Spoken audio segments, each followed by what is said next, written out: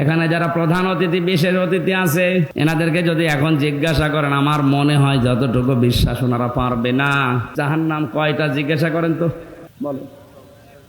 দেখেন দেখি, না জাহান্নাম একটা। আপনি তো কোরআন হাদিস পড়েননি ওইভাবে, দেখলেন চেয়ার নিয়ে বসে আছে, অথচ জাহান্নাম 7টা বলছে। উনি শুধু এখানে এই মুরব্বীরা জিজ্ঞাসা করেন তাই বলে কয়টা জাহান্নাম, কয়টা? একটা বলছে। 7টা বলে পার পাচ্ছে না, একটা বলছে। কয়টা? 8টা বলছে, আর একটা বেরিয়েছে। ধমক দিলে আমার মনে হয় আরো বাড়বে। না, এই ভ্রান্তিটা কাটানো দরকার। যে অনেকেই ভুলের ভেতরে আছে। এই অতিথি ভাই, কোনোদিন পড়িয়েছেন? না, আমি অনার্স মাস্টার্স করেছি কোরআনের উপরে, আমি তো কোনোদিন পাইনি। হ্যাঁ, জানেন না, এইটাই জানে না। শুধু এই দুইজন কেন, এখানে অধিকাংশ মানুষই জানে না জাহান্নাম কয়টা, জানে না। জাহান্নাম একটা। জাহান্নাম কয়টা? সে একজনকে বলছে ওই অজুর ফরজ কয়টা? 19টা। কি হাত ধোয়া, পা ধোয়া, জব্বা ধোয়া, নাক ধোয়া, চোখ ধোয়া, সব 17টা। অজুর ফরজ তো বললি যে 19টা, বলতে বলতে 21টা বলে ফিরিস। বলছো হুজুর এখনো জানি, আমি ভয়তে বলছি।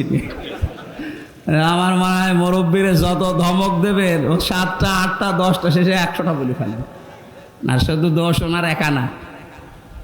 এই বাংলাদেশে আজ আমার মনে হয় 100টা মানুষের 98টা মানুষ এই প্রশ্নের জবাব দেয় যে জাহান্নাম 7টা, জান্নাত 8টা। কোনোদিন এটা কোনো জায়গায় আমরা পড়িও নি, কোনো জায়গায় পাইও নি। ওই শুনি কি করি? ওই যে বললাম নবীকে পাগল বলতো, 2 নাম্বার কারণ কি ছিল? কিসে? কোনো কারণ নেই, এমনি বলতো। আমরা আজ এমনিতে এরকম বলি, কোনো জায়গায় কিন্তু পাইনি। কোরআনে আল্লাহ জানিয়েছেন সূরা হিজরের, এটা মুখস্থ করে রাখবেন। সূরা হিজরের 44 নম্বর আয়াত, আল্লাহ বলেন লাহা সাবাতু আবওয়াব, জাহান্নামের দরজা 7টা। কয়টা বলেন? জাহান্নাম কয়টা?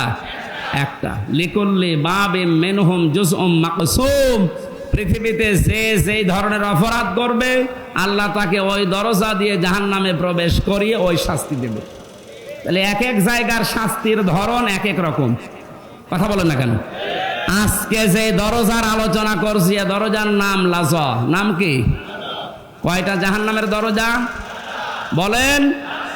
1 নাম্বার দরজার নাম হচ্ছে লাজা, 2 নাম্বার নাম হচ্ছে হোতামা, 3 নাম্বার নাম হচ্ছে হাবিয়া, 4 নাম্বারের নাম সাঈর, 5 নাম্বারের নাম সাকার, 6 নাম্বারের নাম জাহিম, 7 নাম্বারের নাম জাহান্নাম।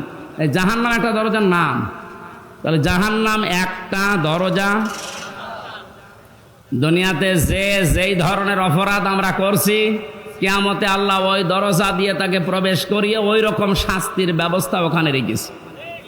আমি রিমান্ডে যে 10 দিন ছিলাম, ওখানে এক একজনের শাস্তি এক এক রকম। যারা অস্ত্র নিয়ে ধরা পড়েছে, যারা মানুষ মার্ডার করেছে, ওদের যে রিমান্ড, ওখানে প্রথমে নিয়ে গেলে যদি স্বীকার না করে এই নখ তুলে নেয়। আমারও প্রথমে বলছিল যে এই যে মেশিনপত্র সব আছে, এখন জিনিসপত্র তোলা হবে। তার মানে ওই রকম জায়গা, ওর জন্য আলাদা মাটির নিচে ঘর আছে। ওই ঘরের ভেতরে কোনো আওয়াজ নেই, শুধু ক্যামেরা ফিট করা,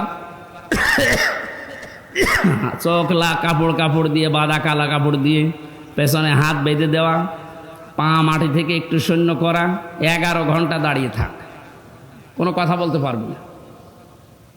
কি কঠিন অবস্থা বলেন। কেউ নেই, মাটির নিচে কোনো শব্দ নেই। ওই পাশ দিয়ে মনে হয় ড্রেন ছিল, একটু আওয়াজ হচ্ছিল মাঝে মাঝে, যখন কেউ পোশাক পায়খানা করছে, ওই পাশ দিয়ে পানি যাচ্ছে, মনে হচ্ছে যা না দুনিয়ায় আসি।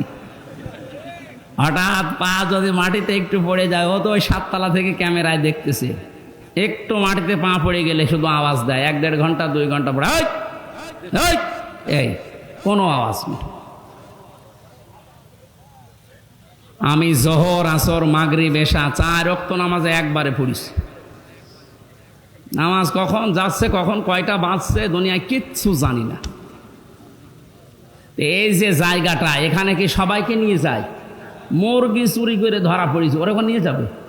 ওরে 2টো থাপ্পড় দিয়ে বলে ভাই ক টাকার মুরগি চুরি, টাকাটা দিয়ে চলে যা। আর যে মার্ডার করে এসেছে, যে লোকটা অস্ত্র নিয়ে ধরা পড়েছে ওরে 2 থাপ্পড় দিয়ে বিদায় করবে? ওর কাছ থেকে স্বীকারোক্তি নেওয়ার জন্য ওর ঘর আলাদা আছে, ওর রিমান্ডের জায়গা আলাদা নেই। আল্লাহ বলেন দুনিয়াতে যে যে ধরনের অপরাধ করো তারে ওই দরজা দিয়ে প্রবেশ করিয়ে আটকিয়ে দেব, এইবার ভেতরে আমি চালাবো মেশিন। আর প্রথম নাম্বারে কি বললাম? লাজা। বলেন বলেন, এটা এত বড় ভয়ঙ্কর জায়গা। আমি কোরআনে কারিম থেকে এবার শোনাচ্ছি, উদাহরণ দিলে মনে থাকে ভালো, এজন্য আগে বলে নি আপনাদের জন্য। 1 থেকে 5 পর্যন্ত পড়ানো হয়, কি বলে ওইটার? প্রাইমারি। কি বলে ওটার নাম? Primary school. বলেন তো কি? ওখানে ক্লাসরুম 5টা দরজা আছে, এটা জানেন তো? যে যেই ক্লাসে পড়ে ওই দরজা দিয়ে সে প্রবেশ করে। ক্লাস 2তে পড়ে, ও কি 5 ক্লাসে যে বসে থাকতে পারবে? আর বসে থাকলে ওরা স্যার থাকতে দেবে? বলবো তোরে এখানে আসতে হলে এখনো 3 বছর পড়া লাগবে, তুই বের হয়ে 2 ক্লাসে যা। আল্লাহ বলেন লিকুল্লি বাবিম মিনহুম জুজউম মাকসুম। পৃথিবীতে যে যে ধরনের কাজ কারবারে থাকবে, কিয়ামতে আল্লাহ ওই দরজা দিয়ে তারে প্রবেশ করিয়ে ওই রকম কেসেম দেবে, এসএম দেবে। কেসেম মানে অংশ, ওই অংশটা তারে দিয়ে শাস্তির ধরন তাকে বোঝাবে। এই লাশ হওয়াটা খুব কঠিন। আমরা দেখি লাশ হয় যাওয়ার জন্য যে কাজগুলো দুনিয়ায় মানুষ করে, আমরা ওই কাজে আছি কিনা। যদি থাকি আল্লাহ বলেন ওখানে প্রবেশ কর। ওখানে প্রবেশ করার পরে কি হবে সেইটা এবার আসে। কাল্লা, কখনোই না। তোর মুক্তিপণ আমি একটাও নেব না, তোর সন্তান আমি নেব না, তোর স্ত্রী নেব না, তোর ভাই নেব না, তোর জাতি গোষ্ঠী যারা তোকে আশ্রয় দিত, তোর দলের লোক, ওগুলো আমার দরকার নেই। তামাম দুনিয়ার সম্পদ দিলেও আমি নেব না। তোরে আমি প্রবেশ করাবো জাহান্নামের লাজার হুতমা নামক দরজা দিয়ে। ও দিনাজপুরবাসী, এবার আপনি নিজের সাথে মিলাবেন। কাল্লা ইন্নাহা লাযা নাযাআতাল লিশাওয়া। এই দরজা দিয়ে প্রবেশ করার সঙ্গে সঙ্গে আগে চামড়া খসে যাবে। এই কথাটা শুনতে যত সহজ মনে হচ্ছে, বাস্তবতা কি অত সহজ? কি এমন ঘর আল্লাহ বানিয়েছে যেখানে ঢুকলে চামড়া খসে যায়?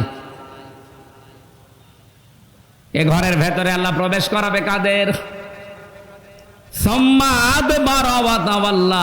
যে মানুষগুলো সত্যকে সত্য জানার পরও মেনে নিতে চায় না, মুখ ফিরিয়ে চলে যায়। আর বাংলাদেশে এই প্রকার মানুষ এখন বেশি।